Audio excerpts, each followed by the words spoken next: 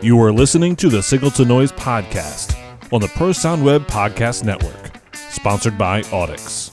I wish I could break free, back to where I'm supposed to be.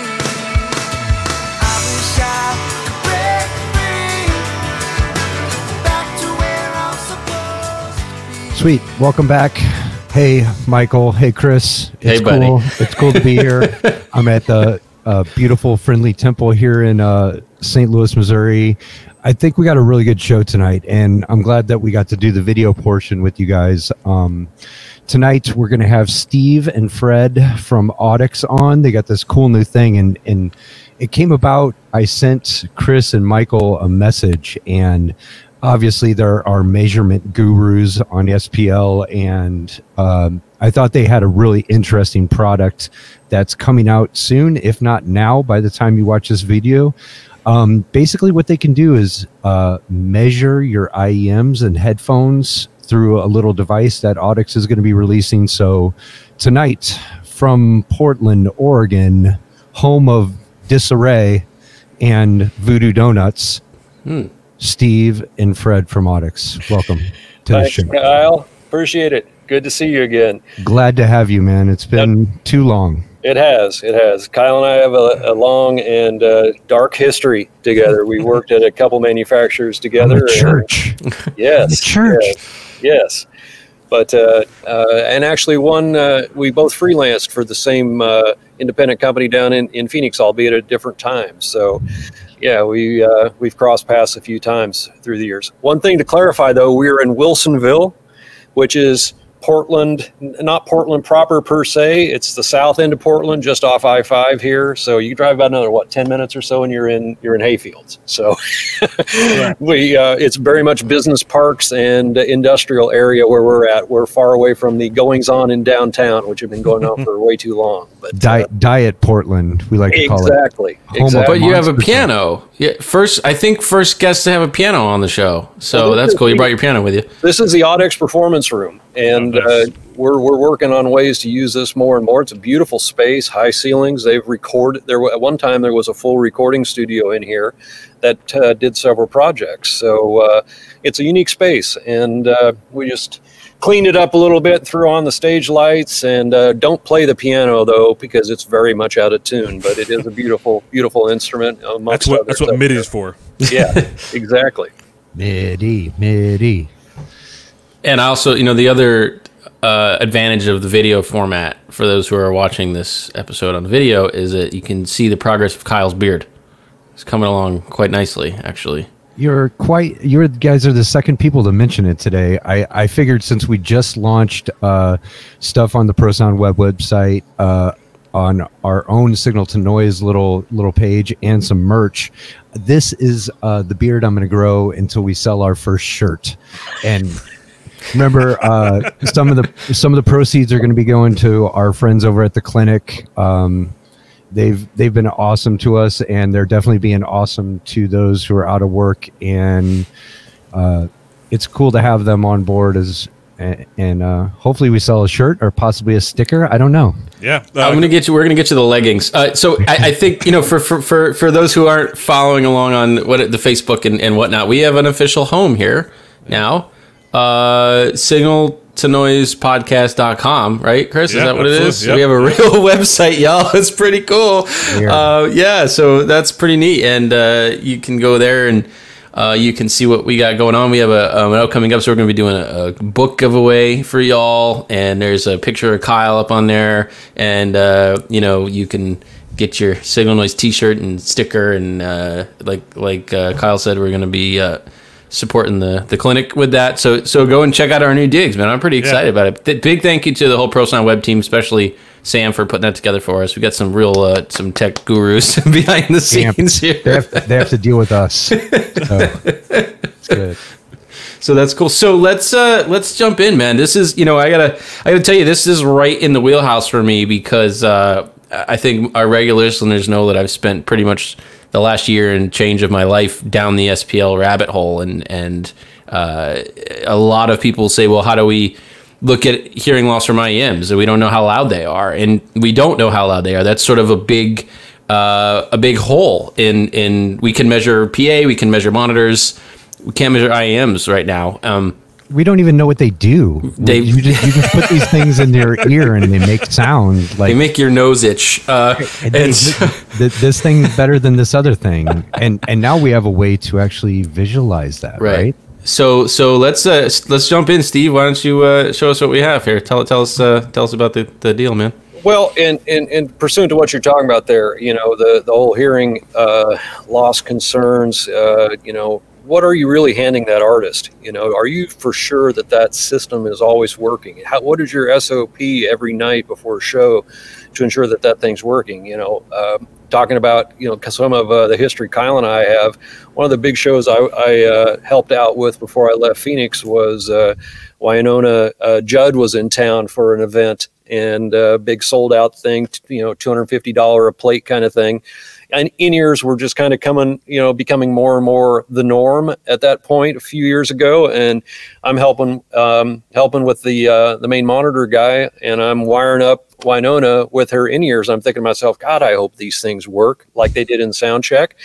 And that was one thing that kind of came to mind. And then coming here to join Audix, talking with Fred about the development that we're doing with headphones and earphones, because we, as you know, we offer headphones and earphones. That's a kind of a new thing for us. Fred started to tell me some of the, the test and measurement aspects that went into, that whole development process, and what he encountered in trying to get, specifically with earphones and IEMs, trying to get consistent results and, repeatable results, even with the most high-end test gear. Some of this stuff I had never heard of. I'm a smart novice. I've been to 2 of Chris's rational classes, and I don't get to use it enough to be proficient in it. I can fake my way through it and get a transfer function measurement going and all that. But when I walked in and saw some of Fred's stuff, he of course has audio precision gear and things like that, but he has some brands of stuff and some other things that I had never heard of that are off the charts in regards to, their accuracy and so forth. So maybe I'll let Fred kind of explain what came around to, what you encountered that led you to come up with something like this? Very briefly, I received a call from an old friend years and years ago, and what he was running into was pretty much the same thing you were describing.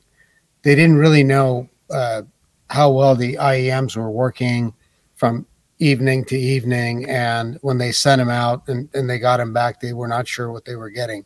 So what he wanted at the time was an interface between our TM1, a film can type arrangement, so they could put the in-ear monitors in there. We worked on that, but it really did not work the way I really hoped. So the TM1 is really part of that. That project started then. But when we started our IEM, our own IEM product development and the headphones, and we have equipment from B&K and so on that you touched on, and we realized that the stuff is quite good. It really is the standard lab standard for development.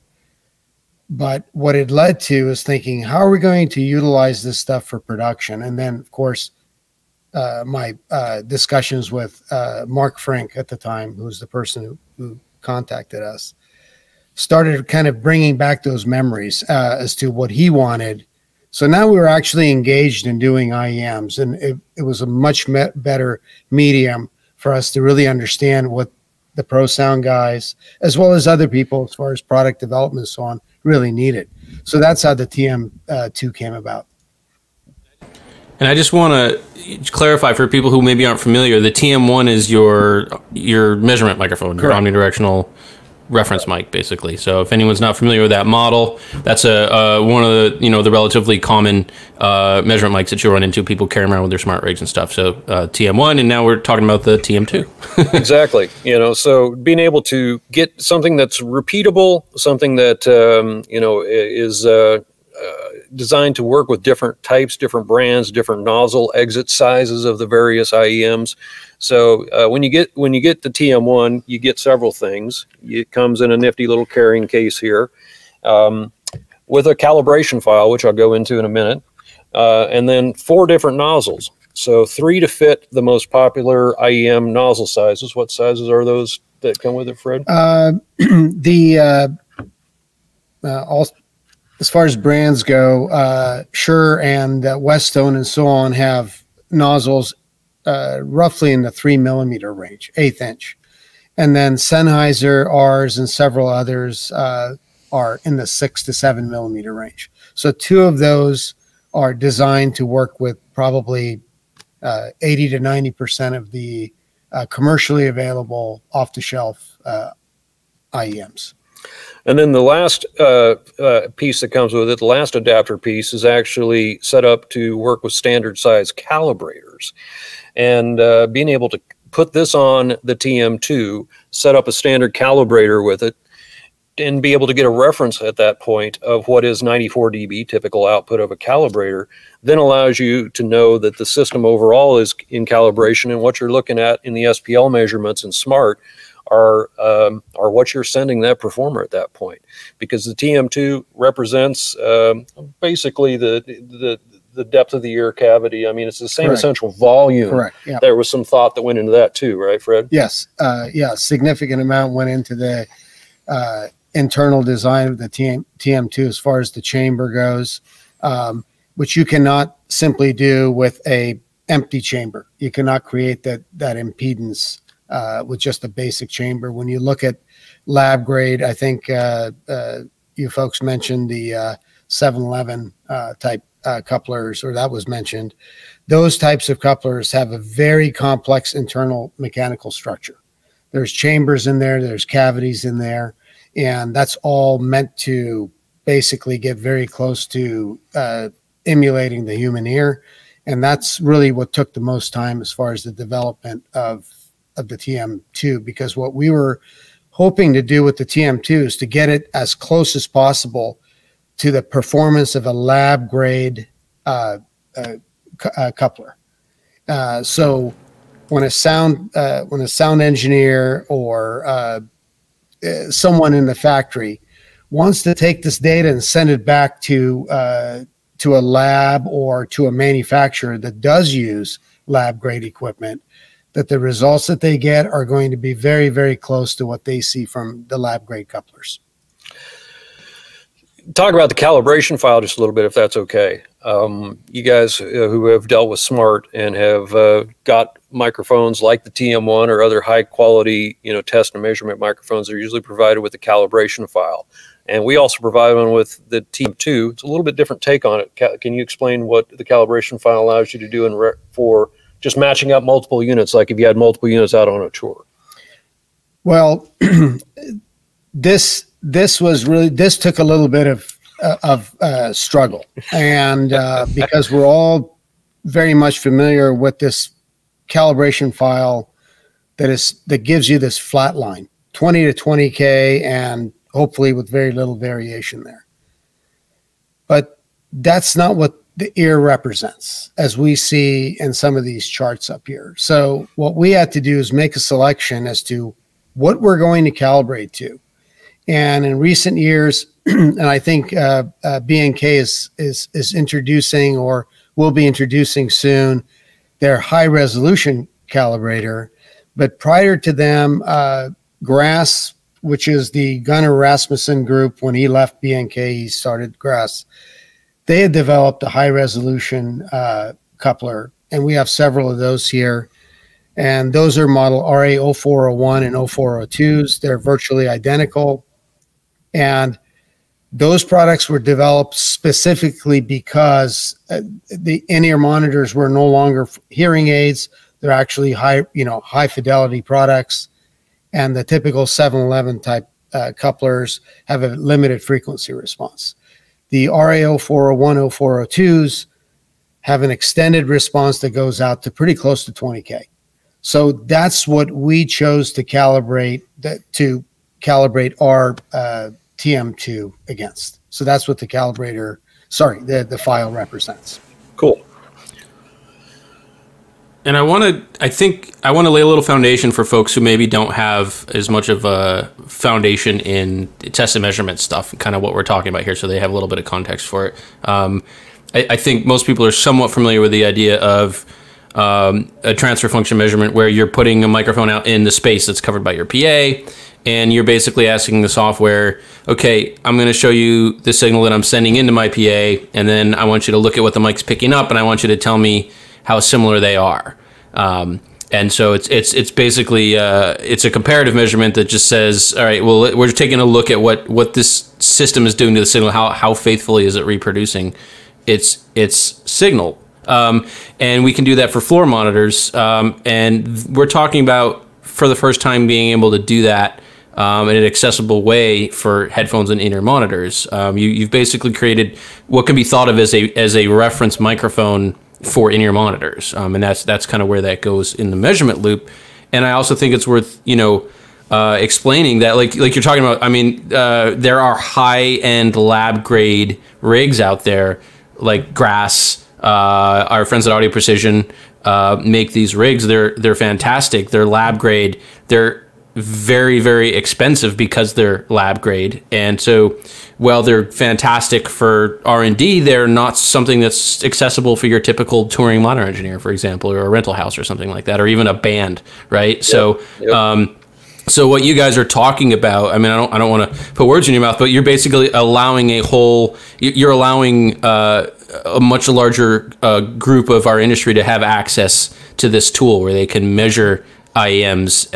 And, I think, Steve, you and I talked briefly about this the other day, but something that I think we can get into talking about, not just, hey, I want to see what the response of my IEMs is, because as you pointed out, and as I think you're going to show us as we go forward here, the goal is not to get a flat line on the screen. That doesn't sound good to us as humans for a variety of reasons that, you've touched on. To me, the consistency is a really big thing here, right? So when I have an artist who says, hey, I'm having trouble hearing, I think my IEMs might be acting up, do we need to clean them? Are you getting a good seal? Are they broken? The fact that every night I can hand my artist their IEMs and I know that they're going to sound the same they sounded last night is a big thing. And that's something that we don't even think twice about when we do it with the PA system. Of course, we check our PA every night, but the idea of why don't we check our monitors? Kyle, you look like you had a thought there. Yeah, it's funny because now you're going to be able to hold those companies that do IEMs and headphones accountable for what they're getting, and there might be more of a standard to what things are going to sound like. Mm-hmm. And the very first time that Steve and I talked about this, the other cool thing is what if you had some gunk in your left one and no gunk in your right one? You might not be able to tell that by visually inspecting your IEM. So this is something that's going to be a lifesaver. Or if you have a cable problem, which are all easy things. Yep.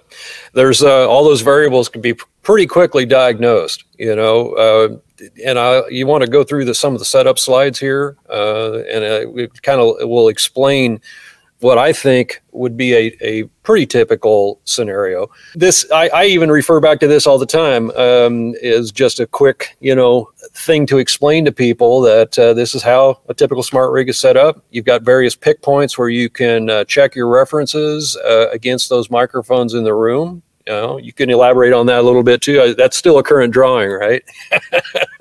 It's close enough. So yeah, the whole idea is, like you said, Steve, we're talking about a comparative measurement here. So we're not just grabbing a single signal and running it into an RTA. We're looking at, as the signal moves through the system, goes through our various components, how faithfully is it reproduced, or how faithfully is it transmitted, or if it's changed, how is it changed? And there's a lot of discussion about different IEM models that they're built to have different tonal characteristics. Mm-hmm. And that's fine. We're just trying to quantify that and be able to, I want to know that. I want to know if my drummer's on a model that has, 7 dB more low end than what I'm queuing off of, as the person who has to do their mixes. Or, another thing that we can talk about, my lead singer has some hearing loss. She's older. So I need to make sure that the model that she's using is going to, work well for her natural hearing response. So what you're talking about is a way to characterize that. Yep. So that's a typical loudspeaker setup. Just show that same drawing now as it would pertain to IEM testing. It's really, it's the same, but even more simple. you've still got some type of interface, and that interface could be a digital console functioning as a USB interface or a standalone interface like I have set up here on the table. The IEMs, you're feeding them either through a wireless transmitter or some type of headphone amplifier, or in the case of the USB interfaces like I have here on the table, we're just taking a headphone out, easy enough. And then the reference, instead of a reference microphone at that point, we're plugging into the TM2 and treating it just like the reference microphone in that scenario. Of course, the IEMs would be plugged into one of the appropriate adapters and screwed onto the top of the TM2. That's pretty self-explanatory. Is this a passive unit, or are we hitting it with phantom power? How's that work? It does require phantom power, yes. Cool. Yep. So to break that down a little bit more, just because people have probably seen it from the video feed here, this is what's going on the table. And I'm not promoting anybody's USB interface. It just happens to be the one that I use in my garage recording studio. With this interface, I don't have the ability to do any internal patching like you might be able to do inside a digital console for your reference loop. So I have a hard patch here, and you see how Smart has it configured there. I have the TM2 in microphone input number 1, and I have my reference loop back in input number 2, and then the IEM, the device under test, as we call it, is being fed out of the headphone output of the audio interface. And then just to expand on that a little bit more, in case anybody wants to duplicate this within Smart, here is my output settings. And of course, I need one output of my generator assigned back to that output that's being looped back through for the reference. And then in Smart, you've got the auxiliary output, which is feeding 3 and 4 respectively. I can toggle those in the signal generator screen. So I'm testing them individually. I can just click between left and right for whichever one I might be testing. And that's my little setup with a, just a 2-channel USB interface. Obviously, you could do something much more cool in a digital audio console, where you could patch and, have that back through USB and that I/O on a larger digital console.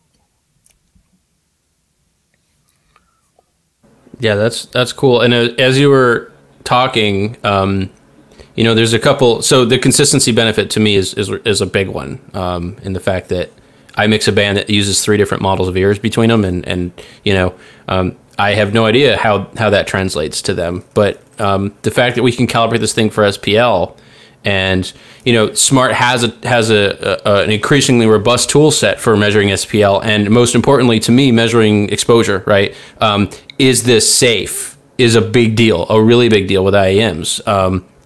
And so the fact that we can now quantify, okay, hand me your pack, and I'm going to run this through at the level that you run your pack at, and I'm going to get an idea of is this safe for you or not, and we can have that conversation. But also, we can run an M noise test now. We can look at the linearity of these IEMs, and maybe that's one of the things we need to look at, where the drummer's driving his pack hard because he's sitting in front of a loud drum kit, and at that level he's getting some breakup, he's getting some distortion, he's having some issues. We can detect that stuff with an M noise test like we would do for a loudspeaker now. So I mean, this really brings a lot of very useful things to the table that I'm going to use to try to diagnose problems and make sure that my artists are protected and all that stuff. So the screen I'm sharing right now, this is actually running live. So this is Smart running through this interface, measuring a set of the Audix A10 IEMs. And, it's pretty well-behaved phase wrap. That's a whole separate discussion. We could spend a whole episode on that, because that varies dramatically between single driver units like ours and multiple driver units. And you see the magnitude there. But most importantly, take a look at the SPL. So the way I set that up is I took the nozzle for the calibrator and put that on the TM2, ran the calibration setup thing here in Smart, so that I had reference back to 94 and verified it, because it showed up 94 with the calibrator stuck on it. Put the TM2 adapter back on for that particular IEM. And I know for a fact now that whenever I adjust that headphone level, which would be the same as you adjusting that send level, that's what I'm giving that performer if this were in their ear. So 103, 104, whatever, you can set that up and now have a visual. And this is relatively new. I haven't really thought through all the scenarios in a digital console, how you could set this up on a Q bus. Obviously, if they're on wireless IEMs, you have their own level control. So if what you're feeding them, you're watching it and you queue it up like that, it may not be entirely accurate if they have their pack turned down, right? But you still got some point of reference that you never had before from the SPL standpoint. Well, I think, I can talk about the experience I've had with artists, which is with a lot of them, once they get comfortable, there's a certain kind of spot on their pack where they're at cruising speed and they kind of sit there. And so that's a situation where after rehearsal, I'd say, give me your pack, don't touch the knob. We're going to measure it where you had it, and we're going to get an idea of, what levels you're pulling through here and how safe that is.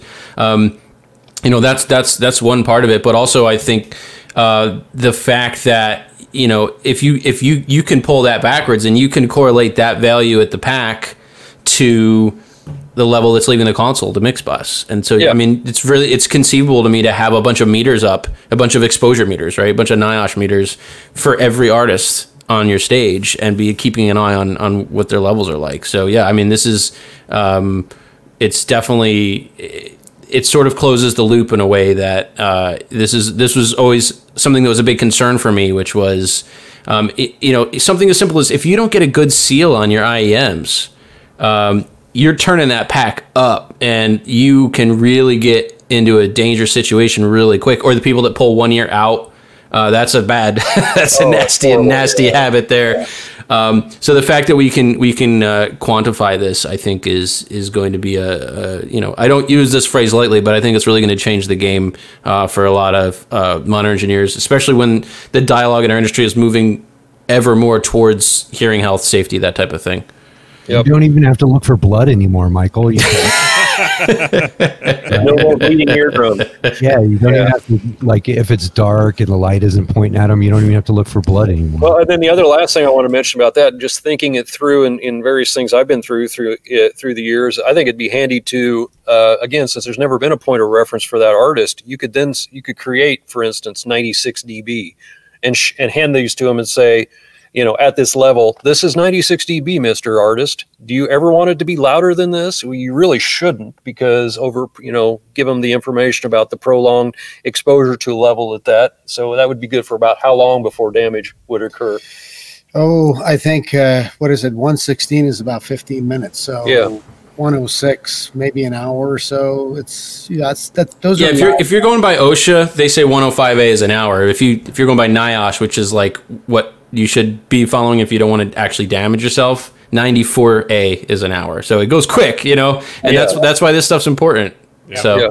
So at that point you'd have a reference of that. You could show them that, and right. I think that would put a little fear in them, right? And actually having that acknowledge how loud is loud. Right. Yeah. Michael, it makes me think, it'd be interesting to have like a second pack with your artist that you're running the entire show, run SPL timeline history at the same time, and you can show them the NIOSH and the SPL timeline across that show and what the effects they had. I mean, obviously the only variable being if they adjusted their volume and maybe figure out a way to kind of track that. But that'd be an interesting study. For sure. And like I said, my artists in particular, once they get comfortable, they're not really tweaking. They're asking me for like 1 dB adjustments on a certain input or something. So they're not really cruising around too much with that. So I think, I don't know, maybe Kyle, I don't know what your experience has been, but I mean, people seem to sit pretty well with that pack knob. They don't seem to be cranking it all over the place once you get them comfortable. Yeah. But what do you have for references? I mean, when we first started doing IEMs, everyone would go to the same audiologist and get molds and get the same exact things. Yep. Now people are showing up with different brands, and that's where I'm saying, like, this, being able to show someone this will give the actual manufacturers accountability to what their response is going to be. So maybe we'll have a baseline. There won't be, I had to put it out there, but there won't be a Beats headphones, because they'll be able to see what the thing's doing.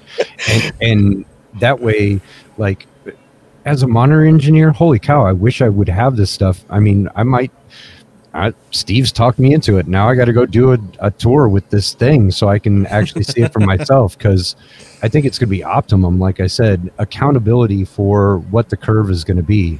And troubleshooting, like you said, that second pack for the queue, so you could do research over a period of time For older artists, obviously, you're going to be able to show them, hey, man, by the 5th song, you're deaf, bro. And they're going to say, what? But no, Kyle, what you said, I mean, so I got six people in the band, 5 mixes, 2 of them share 3 different models of IEMs among that group. And so the 3 of them have the same model that I use. So I know exactly what's coming out of that thing because it's what I'm hearing.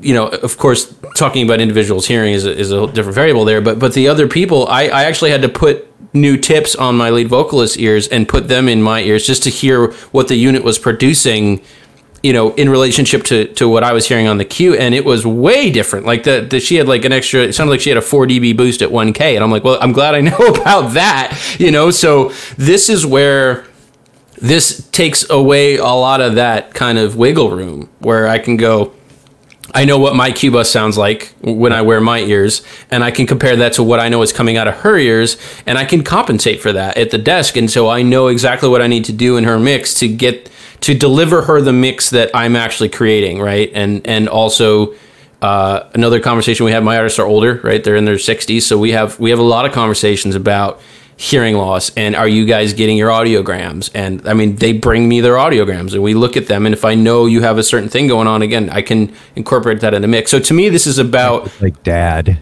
He's like dad. It's so cute. They call me Mikey. If you ever come to a gig, you'll hear them call me Mikey, which is funny. So Steve, this would be a good point to show that graphic that we were talking about. Well, I do want to do that. I want to show one quick thing, Kyle, not to steal your thunder here, but I think it's important to mention, even though we've been showing it in Smart and because I kind of know it. Again, I'm no expert by any stretch of the imagination, but it's really any measurement software that can do a transfer function. You can get these results. It needs to be pointed out, I think. The shot on the screen there shows another good friend of the industry. That's Andrew, who has Audio Tools, the iOS app that's been out for several years, continually improved. And he's also got a neat little interface called the iAudio Interface 2, which is a direct iOS. You plug it in with your lightning cable, and he's got a couple neat things there. The picture on the screen, if you're listening, it's the same thing we just explained in Smart, can be done on an iPad with Audio Tools. Admittingly, you have to buy the in-app purchase to do the 2-channel, the dual FFT, the transfer function little module. But if not, you just get Snake, and then Snake would graduate to the next. You'll actually get the mod. There you go. Don't listen to me. I'm at church. Point being, you can do this if you were a church, right? And you got, like I have over here on this actual setup here, these the inexpensive little KZs or whatever they drag into the church for use for the praise team, and you want to have a baseline measurement for those. Well, you can do it with an iPad, an interface, and Audio Tools, or any test and measurement software capable of doing a transfer function.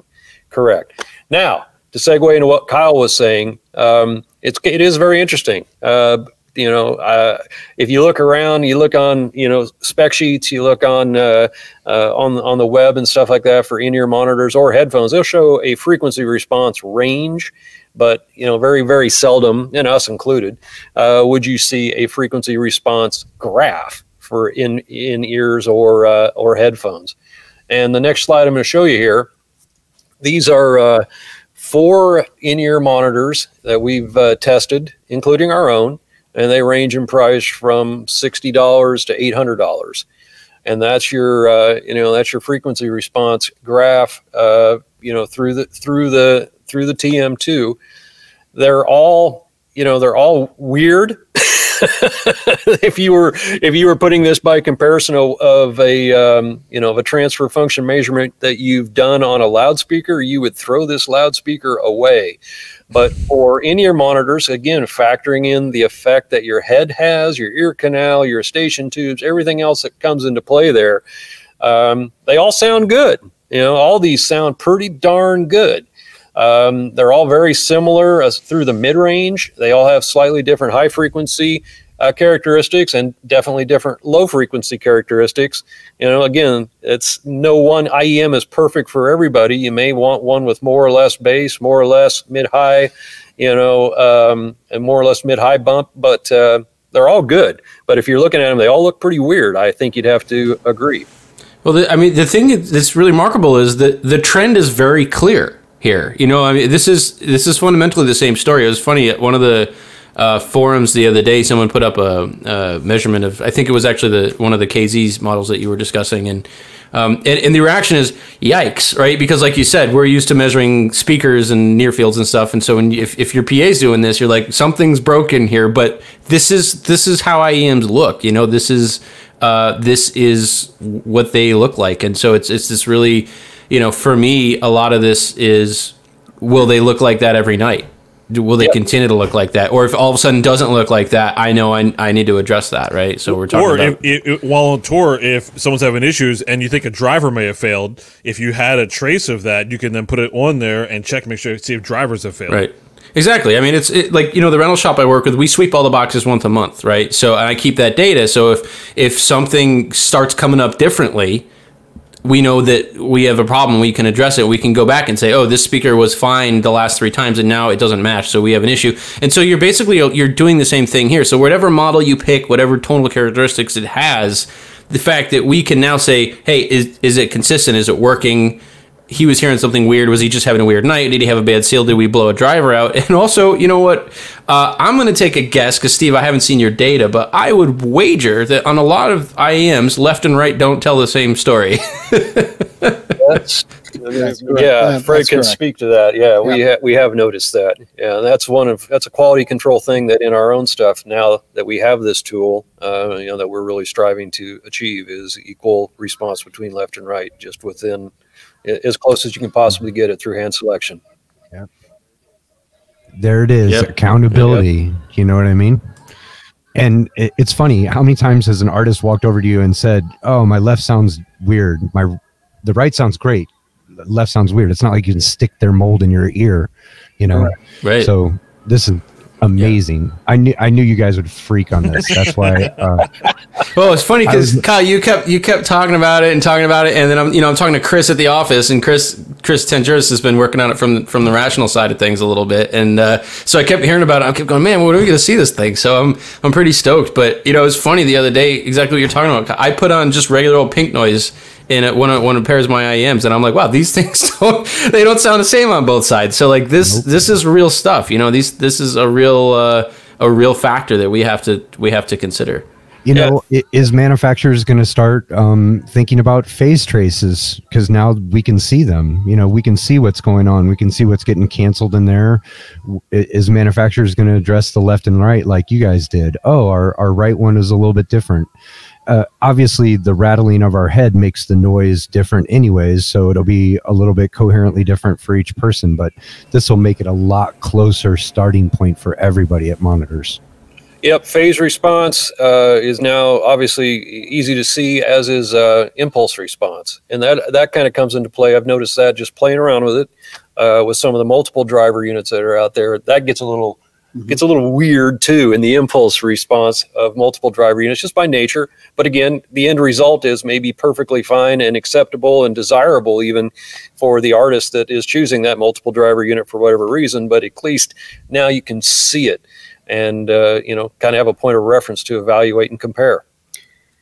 I think to give just a little bit of credit to the manufacturers of these IEMs, we have to at least consider that when you're using multiple drivers, be it 3, 4, or even higher numbers, and then you have another set that goes into the left ear versus the right ear, trying to match up all of these drivers, the exact build, and having them all be identical is really a tall task. So I think it's almost tough to do that and to expect that. But what this does allow you to do is, if the different differentials are minimal, you can try to EQ those in. Makes sense. Yeah, and I think about, if you say, well, I have a 6-way in-ear monitor, it's a 4-way in-ear monitor. Like, okay, I have a 4-way loudspeaker, and I'm going to build it. I'm going to get it to sound good, but I'm not going to measure the phase of any of the drivers. I'm just going to go for it. Like, that's that's crazy stuff, you know? So especially when it's something that you're jamming in your ear canal. I mean, that alignment, that phase response, how those things play when you're getting into the filtering the different ways, that is very, very important and has a huge effect on how this thing's going to sound. So like you said, I mean, the fact that you can quantify this now, I think, you know, not only is it good for us, the end users, but I mean, I don't design IEMs, but I would imagine that I mean, y'all design IEMs, so you can speak to this, but that's got to make your job a little bit easier, right? Being able to actually measure the stuff you're working on. Yes, but that lab grade product has always been around. It's been around for a very long time. So we do have, and we have had access to to those products. I think the difference when we started developing the TM2, we realized that trying to take this truckload of equipment with the cost that you had mentioned earlier, but additionally the complexity of all the pieces that go together, that's what the TM2 incorporates, this integration of all these products into a relatively, well, actually quite compact, but also roadworthy type of a product that can go out in the field. But again, as the drivers get small versus speakers, those differentials in the build become more and more difficult to keep consistent. So we have to be fair to all manufacturers of IEMs here, not have expectations because we see a slight difference. We have to basically accept those, but now we can see them. We can see them and try to adjust for them. I mean, that's kind of my whole deal, just in a very broad sense, in my systems engineering work. You know, I'm not going to tell a front of house engineer what tone they're going to tune. Like, do whatever you want. Like, I'm not the EQ police, but I just want things to be consistent. And so I really take the same angle here, which is show up to the gig with whatever IEMs you want, whatever, ones you feel comfortable. I just want to know what you're working with. And if I know what you're working with, if I know what's in my signal chain, then I can deal with that. I think that's, to me, having that knowledge is the important thing.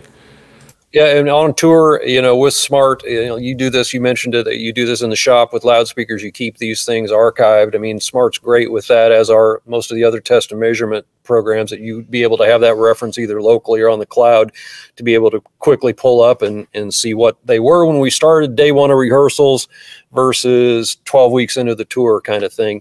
Be able to quickly pull those references and check them out. That's the other cool thing, that I need to get better in my file management in Smart, but it has the capabilities to do that. Yeah, I got some tips for you, man. Email me. But I could see this, when you see those little A2 stations backstage and they've got all this stuff laid out for dealing with the IEMs. I mean, this unit is tiny. It's a tiny little thing that would fit really well in a bench setup, and you can really quickly be able to, diagnose stuff and do it. I could see it being part of a, I do a pre-show checkup where I plug my ears into every pack and I spray left, right out of every pack, and I'm looking for patching reversals, I'm looking for pads, I'm looking for EQs on the pack, and that takes me 3 minutes to go through my whole band's rig like that. But I could see checking the actual IEMs themselves into that sort of, the pre-flight routine there, because why not? It's tiny, it's easy, it's right there. So fun. I want to do it. Chris, you want to do this? I mean, it's going to make it so fun. Well, I'm curious too. Have you guys tried testing, have an artist wear them and play a set and sweat to them and see if you see any differences, after that? I mean, I think that would be interesting as well to see. Gross ear sweaters and wax makers. Yeah, I've pulled some stuff. These are my personal ones here, and I've pulled some stuff out of there you don't want to see. Yeah, but that's the sweaty shows. No, I haven't done any before and after kind of test, but the point is now you can. Yeah, no, that's cool. No, I think the yeah, like you said, just knowing what you're working with. So like to me, this would couple up with if someone had their hearing test, right? So you have their chart, you have this. You couldn't have a better, curve to shoot for, if any, or I mean, like, hey, I know I have a deficiency here. I know this. Right. I know this manufacturer does this here. Maybe without even having to do EQ, I can suit you better with an IEM that fits your thing better because we now know what those traces look like.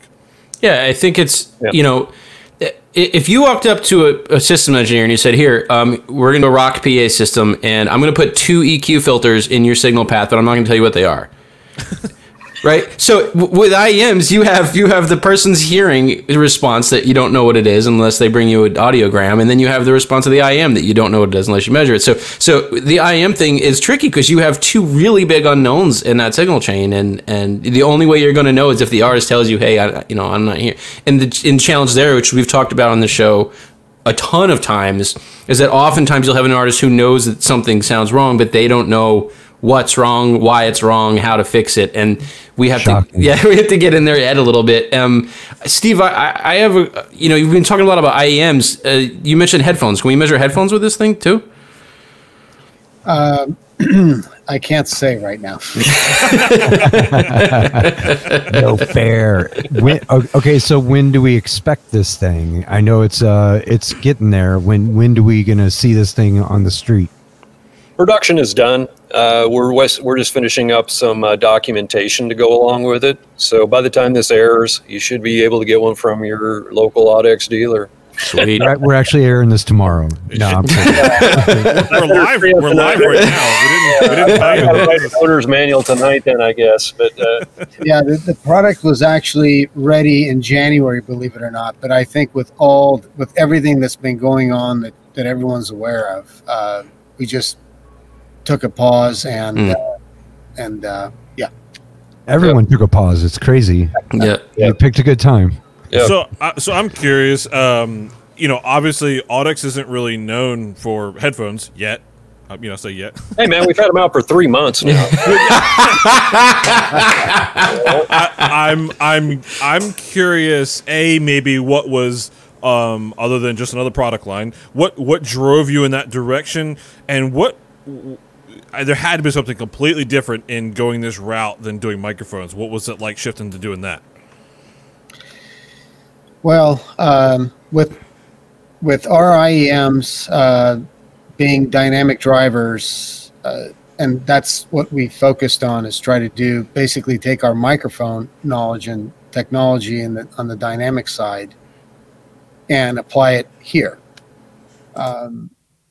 The headphones are the same thing. It's frankly, going up in mass is much easier than going down in mass. As I mentioned earlier, that it is difficult for manufacturers of IEMs. I gave that example of when you take multiple drivers and the assembly and the build and try to get consistency, tight consistency is tough.